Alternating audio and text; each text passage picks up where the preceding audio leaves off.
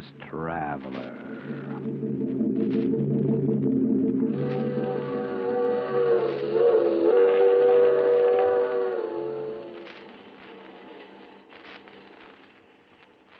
This is the mysterious traveler, inviting you to join me on another journey into the realm of the strange and terrifying. I hope you will enjoy this little trip, that it will thrill you a little and chill you a little. So settle back, get a good grip on your nerves. But where are we going? We're going to delve into the life of a frightened man in a tale titled The Queen of the Cats.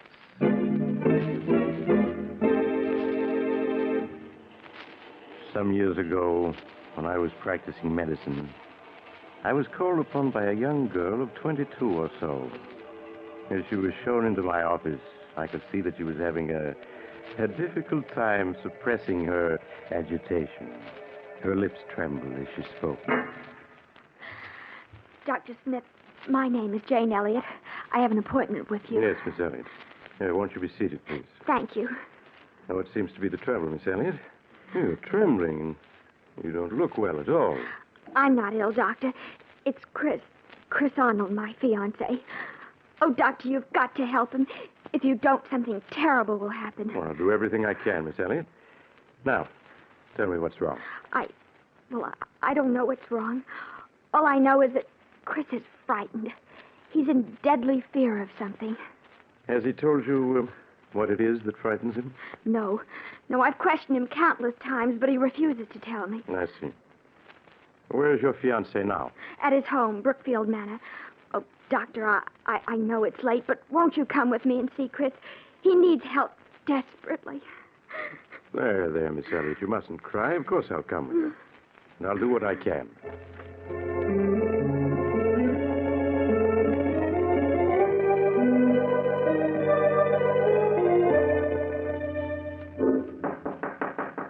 Who is it? Chris, it's Jane. Just a minute. Jane, I've asked you before not to... Who's he? Darling, this is Dr. Smith. Doctor, this is my fiancé, Chris Arnold. How do you do, Mr. Arnold? Why the devil did you bring him? I don't need a doctor. Please, darling, I just couldn't stand Forgive to me, see Mr. you. Arnold, but it's obvious to the most untrained eye. You do need a doctor. Please, Chris, tell the doctor what you're afraid of. I'm not afraid of anything. Oh, darling, please tell him, please. You can't go on this way. Yes, you're right. I can't go on this way. If I don't tell someone, I'll go mad. Believe me, Mr. Arnold, you'll feel much better once you've talked your fears out. Now, suppose you start from the beginning and tell me everything. All right, Doctor. Come on in. I suppose it all began 2 years ago at a party Jane and I were invited to.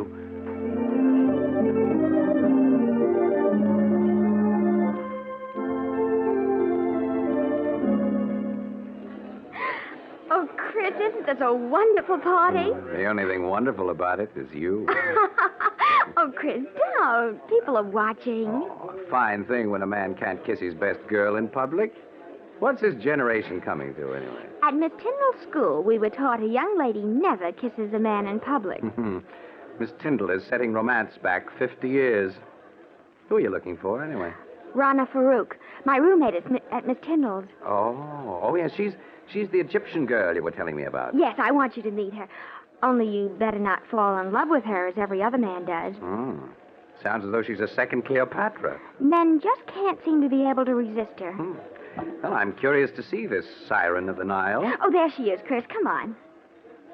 So that's Rana. No wonder men can't resist her. Hello, Jane.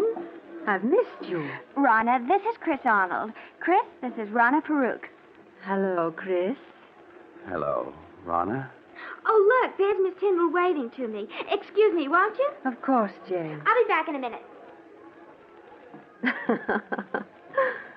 You know, Chris, at Miss Tyndall's, the first thing I'd see in the morning when I got up, and the last thing before I went to bed was your picture. And I always knew that someday we should meet. And now we have. Why are you staring at me like that? Aren't you going to say anything? I prefer just to look.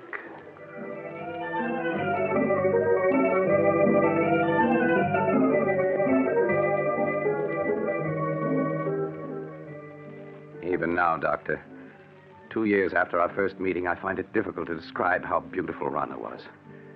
She had lustrous black hair that came down to her shoulders and sparkling green eyes that bewitched you. No words can do her beauty justice. I was captivated the moment I saw her. I see.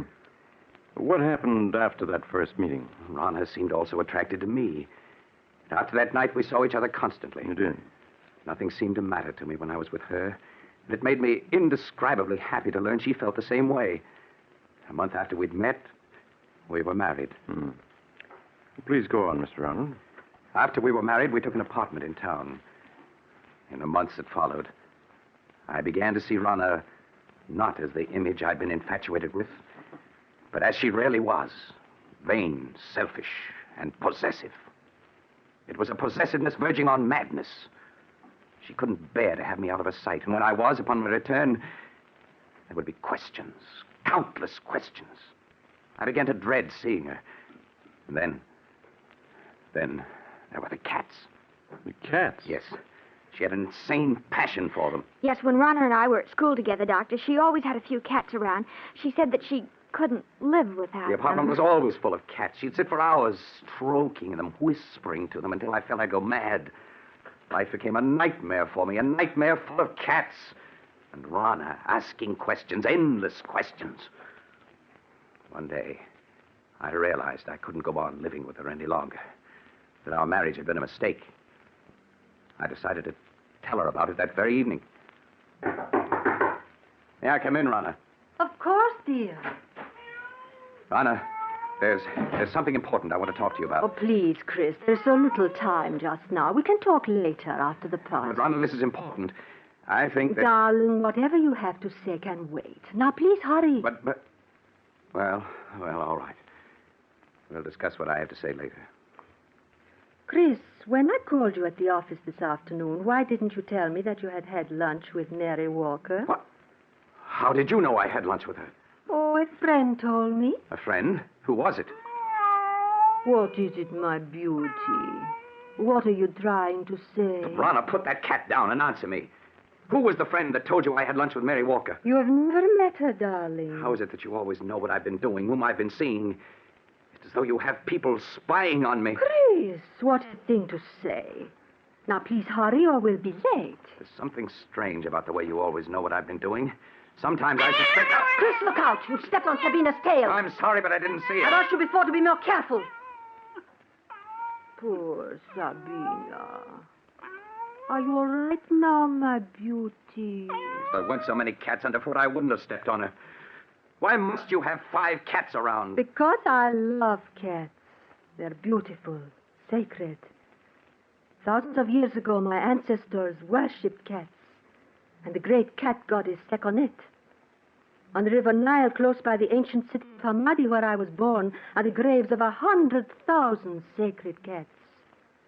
They have been mummified and buried with reverence. Rana, I can't go on like this anymore. Why, darling, what do you mean? I feel our marriage was a mistake. I want a divorce. Chris, you can't be serious. But I am. I love you, Chris, and I won't give you up. You're mine, darling. You always will be. Nothing shall ever separate us.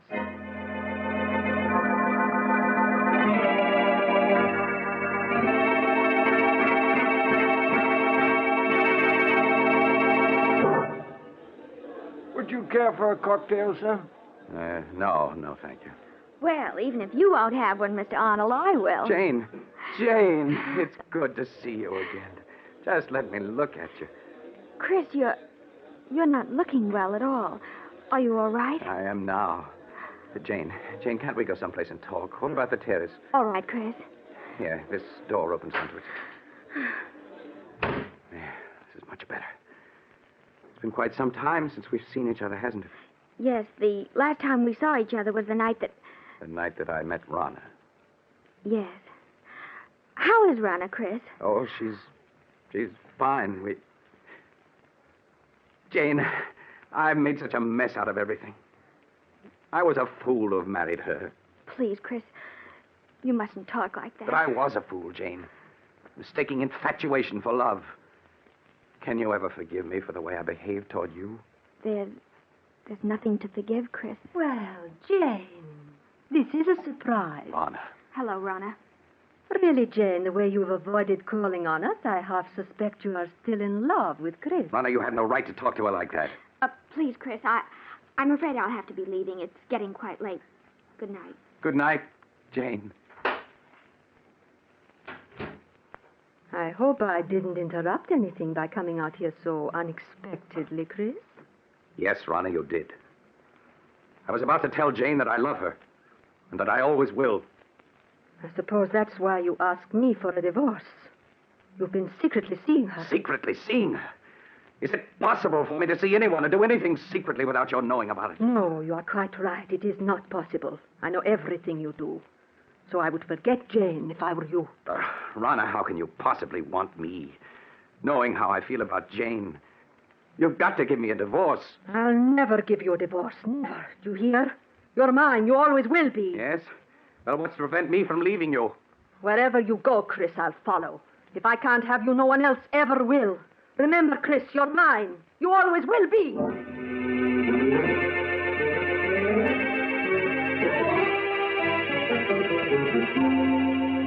I can still see her, Doctor, as she stood there screaming at me. Remember, Chris, you're mine, and you always will be. It was a shock to suddenly realize that she looked like a cat, an angry cat. Her green eyes, cold and murderous, her long nails digging into my arms, her body tense. For a moment, I thought she was going to scratch my eyes out. Yes, Rana did look like that when she was in a rage. What happened after that night, Mr. Arnold? I stopped speaking to Rana. We lived in the same apartment, but that was all. Weeks passed, and Rana waited for me to come around as she felt certain I would. Yes. She had all the patience of a cat playing with a mouse. But when a month had passed and I still refused to talk to her, she made an attempt to win me back. It happened one night as we were driving to this house. Why are you slowing down, Rana? I want to talk to you, Chris, and I can't talk to you while I'm driving. There's no point in your stopping. We have nothing to say to each other. Oh, but we do, darling. Chris, we could be so happy together if you wanted to. You know how much I love you. It's a possessive love that smothers me to death. Chris, you know that isn't true. I could make you happy if you'd only let me. Oh, please don't turn away from me, Chris. I'll do anything to make you happy. Anything. Anything? And you can give me a divorce. So you're still thinking of her, hoping I'll give you a divorce so you can marry her. Well, I won't. Do you hear? I won't. I think we'd better be moving along. Chris, you haven't any right to treat me like this. I'm your wife. Only in the eyes of the law, not in my eyes. I hate you. I hate you! You cat! You almost took out my eyes with those claws of yours. I will scratch your eyes out before I let any other woman have you. You're mine. You always will be. Perhaps this will bring you to your senses. Slide over. I'll drive. Very well, Chris.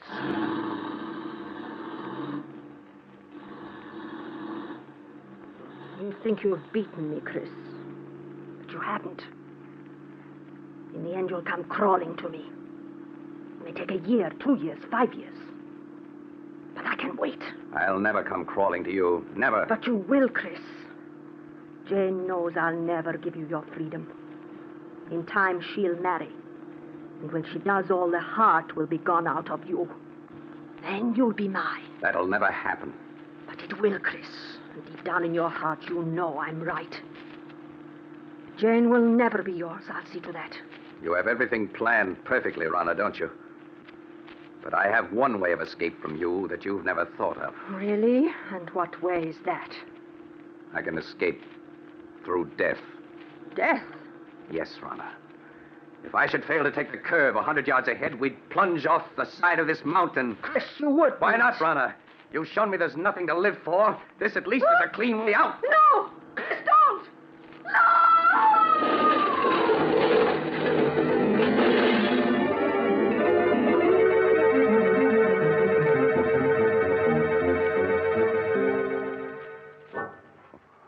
drove the car over the side of the mountain, Doctor. I thought Rana and I were going to our deaths. But fate decreed otherwise. When I recovered consciousness 48 hours later in a hospital, I learned it was only Rana who died. Yes, I recall reading about it in the papers. It was a miracle that you survived. Yes. For weeks, they despaired of saving me. But at the end of 8 months, I walked out of that hospital. The police believed my story that it was an accident. And I was free to begin a new life.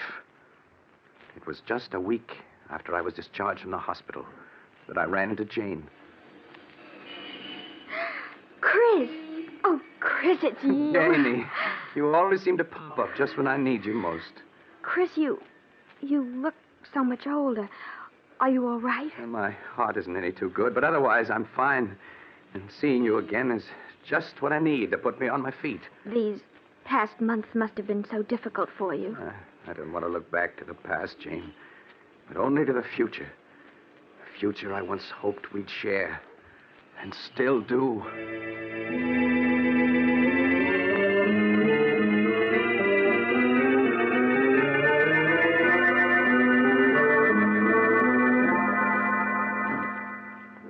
2 months ago, Doctor, Jane and I became engaged. It was just about that time that I first began to notice that everywhere I went, there always seemed to be a cat following me. Are you sure you weren't imagining it, Mr. Arnold? At first, I thought it was my imagination. But a week after Jane and I became engaged, I was certain I was being followed. Yeah. Tell me, Mr. Arnold, was it always the same cat that followed you? No. One day it'd be one cat, and another day a different one. Oh, I know you must think I'm mad, Doctor. And at the time I felt I was going mad. That is, until that night. What night, Mr. Arnold? The night I saw her. It happened in this very room 6 weeks ago. I had great difficulty in falling asleep that night. Suddenly, the silence was broken by the faint crying of a cat. The crying grew louder and louder. I lay in the darkness listening, realizing that the cat crying was real, living, and in my room. I could feel my heart pounding as I sat up in bed and looked about my darkened room. And then suddenly I saw her. 2 burning green eyes in the darkness. There was no mistaking those eyes. They were Rana's. I stared into those eyes for what seemed like hours. Then, as though listening to a stranger's voice, I heard myself speak. Rana. It is you, Rana, isn't it? Yes. I'd recognize those green eyes anywhere. So you've come back, and in the form I've always thought of you, as a cat. I know why you've come back. It's because of Jane. You always said that if you couldn't have me, no one else could. That I was yours, and always would be. Well, you're wrong, do you hear? Jane and I are going to be married. You came between us once, but you aren't going to this time. I will marry you, and there's nothing you can do to stop me. You fiend! Trying to scratch my eyes out. Well, we'll see about that. There. Perhaps that'll show you that nothing you can do will stop me from marrying her. I know that all those cats that were following me, spying on me, were doing so under your orders. You're the queen of the cats. Yes, I should have known. No wonder you always knew where I'd been, who I'd seen. You had your cats spying on me even then. Well, even if you are the queen of the cats, you can't prevent me from marrying Jane. Perhaps a bullet between those green eyes of yours is what's needed.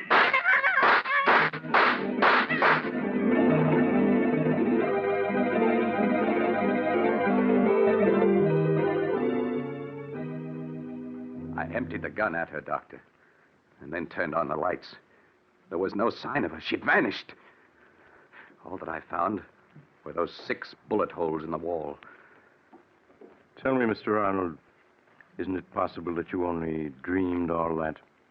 That actually you fired the gun in your sleep and the shots themselves wakened you? I tried to tell myself that, Doctor. But during the nights that followed, I knew it was not a dream. For night after night, she appeared in my room.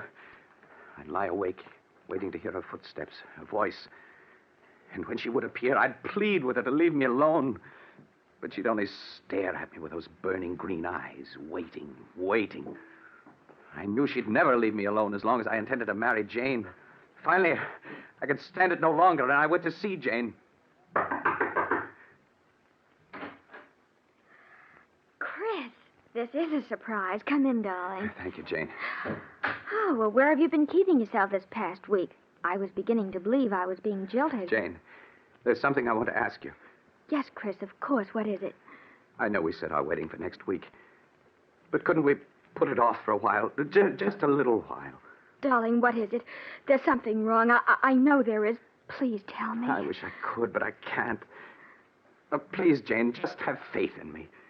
You know I wouldn't postpone our marriage if I could possibly help it. All right, Chris, I do have faith in you. We'll consider our marriage postponed for the time being.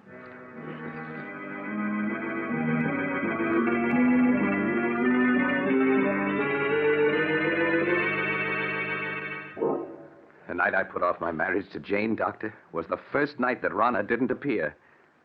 And the first night in a week that I'd been able to sleep. You think, Mr. Arnold, that she didn't appear again because you would postpone your marriage to Jane? I know it. Weeks went by, weeks in which I was able to sleep soundly without being awakened by her. And I came to think that perhaps it had all been part of a horrible nightmare, and that I was over it at last. A week ago, I asked Jane to set the date for our wedding. She did so. And that same day, we took out a marriage license. But that night, she appeared again. Her eyes shining in the dark, cold and murderous. She knew about the license. That's why she returned. And you've seen her again? Yes, every night. She just keeps staring at me with those green eyes, waiting. She's determined not to give me any rest. I tell myself that I mustn't be afraid, but I keep hearing her voice over and over. If I can't have you, no one else will. You're mine, and you always will be. Oh, Chris, darling, I wish I'd known all this before. You feel, Mr. Arnold, that somehow she'll prevent you from marrying Jane, huh? I know I sound mad, but I do. I have a feeling something horrible will happen if I attempt to marry her. Do you still have the marriage license? Yes. Why do you ask?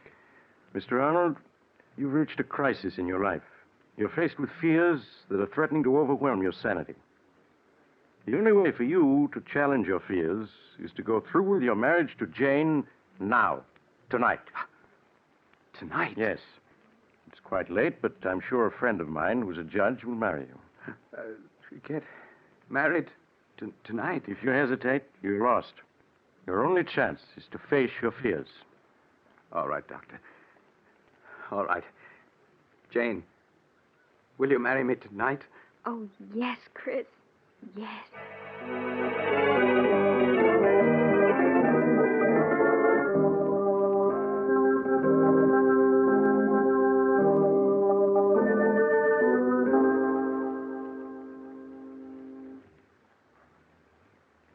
I'm sorry to get you up in the middle of the night, Judge, but for reasons I can't explain, it's important that these two be married tonight. That's quite all right, Doc. Always glad to oblige a friend. Have you got the license and the ring, young man? Yes, sir. Here's the license and the ring. Now, young man, if you'll take her right hand. That's it. Now, shall I give you the long ceremony or the short one? The short one, please. Just as you say, young lady. This is the shortest one I've got. Do you, Jane Elliott, take this man to be your lawful wedded husband, to love, honor, and obey as long as ye both shall live? I do. Do you, Christopher Arnold, take this woman to be your lawful wedded wife, to love, honor, and cherish as long as you both shall live? It's she. It's Rana. Chris, please, it's only a black cat. You mustn't pay any attention Of to course it. not. Now, It's Rana, I tell you. Look at her eyes. I told you she was trying to prevent my marrying Jane. Well, I'll get rid of her once and for all. Chris, what are you doing with that gun? Put it down. She got away. Well, wherever she's gone, I'll find her and kill her. Chris, come back.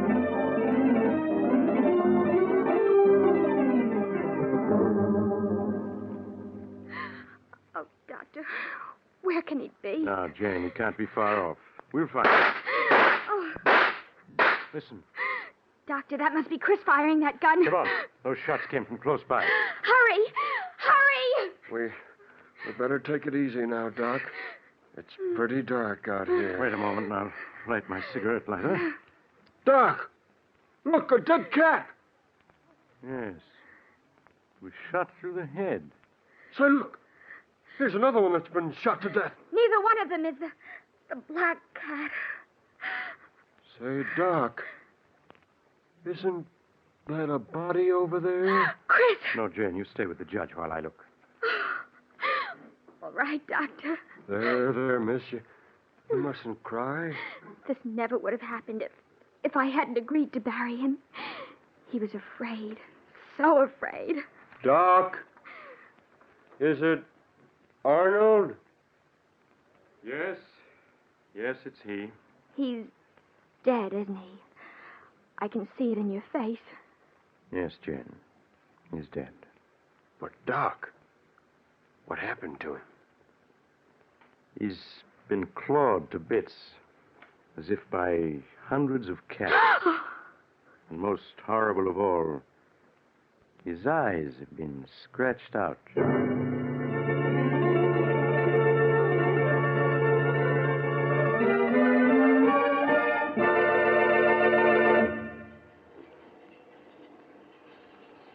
This is the mysterious traveler again. Have you enjoyed our little trip into the life, or should I say, death of a frightened man?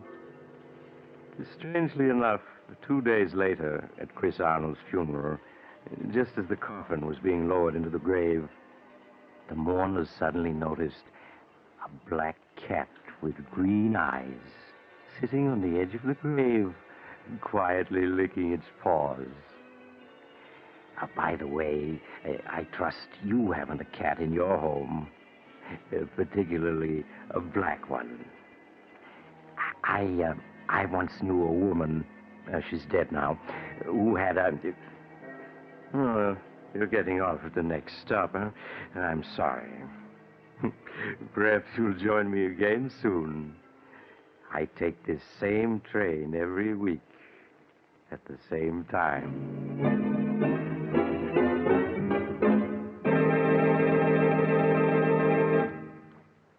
You have just heard Chapter 31 of The Mysterious Traveler, a series of dramas of the strange and terrifying. In today's story, Queen of the Cats, Stutz Cotsworth played Chris, Sarah Burton played Rana, and Sandra Gould played Jane. The Mysterious Traveler is written by Bob Arthur and David Cogan, and original music was played by Doc Whipple. The entire production was under the direction of Jock McGregor.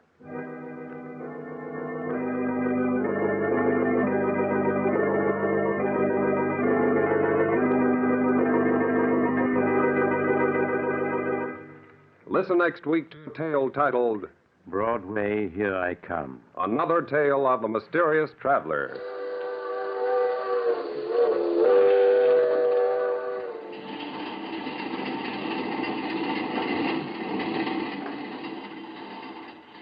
The Mysterious Traveler is presented by WOR Mutual from the WOR studios in New York. It is presented over most of these stations every Sunday afternoon at 3:30.